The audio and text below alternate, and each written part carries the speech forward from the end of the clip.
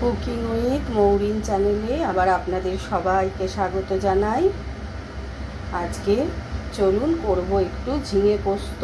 তাই জন্য ঝিঙেগুলো আমি ডুমো ডুমো করে কেটে নিয়েছি। 750 মতো ঝিঙে ছিল আমার। আর এখানে একটু অল্প পোস্তও বেটে নিয়েছি। চলুন রান্নাটা শুরু করা যাক। ঝিঙে পোস্ত করার জন্য কড়াই আমি তেল দিয়ে দিয়েছি। তেল গরম হয়ে গেছে। এর মধ্যে আমি একটু অল্প কালো জিরে দিয়ে দেবো ফোড়নে।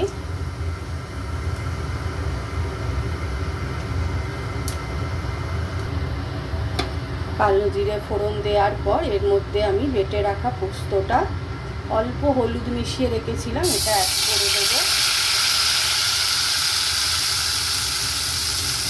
বেটে রাখা পোস্তটা দিয়ে আমি একটুখানি তেলে অল্প নেড়ে নেব। হলুদটা অল্প দেবেন। ঝিঙে পোস্তয় বা পোস্ততে হলুদ বেশি দিলে ভালো লাগে না, হলুদটা অল্প অ্যাড করবেন।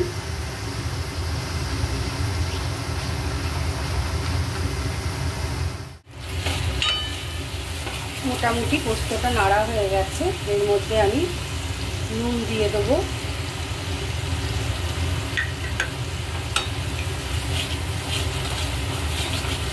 দিয়ে আমি কেটে রাখা ঝিঙেগুলো সব দিয়ে দেবো।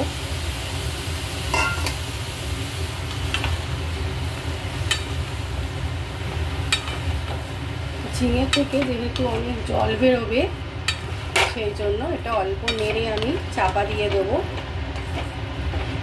ঝিঙের জলেই যা জল বেরোবে তাতেই রান্নাটা পুরো হয়ে যাবে। এবার আমি খানিকক্ষণের জন্য ঢেকে দেবো।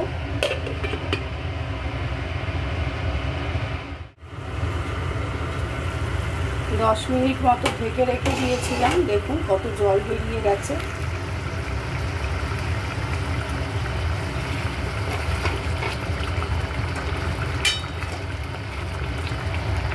আমি পোস্তর সাথে দুটো কাঁচা লঙ্কা বেটে নিয়েছি। আপনারা যেরকম ঝাল খাবেন সেরকম ঝাল অ্যাড করবেন। এবার খানিকক্ষণ ঢাকাটা খুলে রেখে ফুটতে দেবো। দেখুন আমার ঝিঙে পোস্ত একদম রেডি হয়ে গেছে। এর ওপর থেকে আমি অল্প করে একটু চিনি অ্যাড করে দেবো।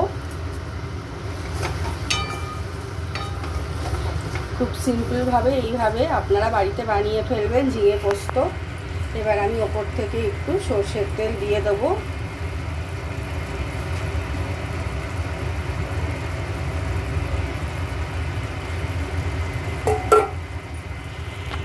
যদি আমার রেসিপিটা ভালো লাগে লাইক শেয়ার কমেন্ট করে দেবেন। আর অবশ্যই সাবস্ক্রাইব করে পাশে থাকবেন। ভালো থাকবেন, সুস্থ থাকবেন। আমি আবার নতুন রান্নার রেসিপি নিয়ে আপনাদের কাছে ফিরে আসছি। আপনারা তাহলে এইভাবে বানিয়ে গরম ভাতে খাবেন। আজ তাহলে এলাম, টাটা।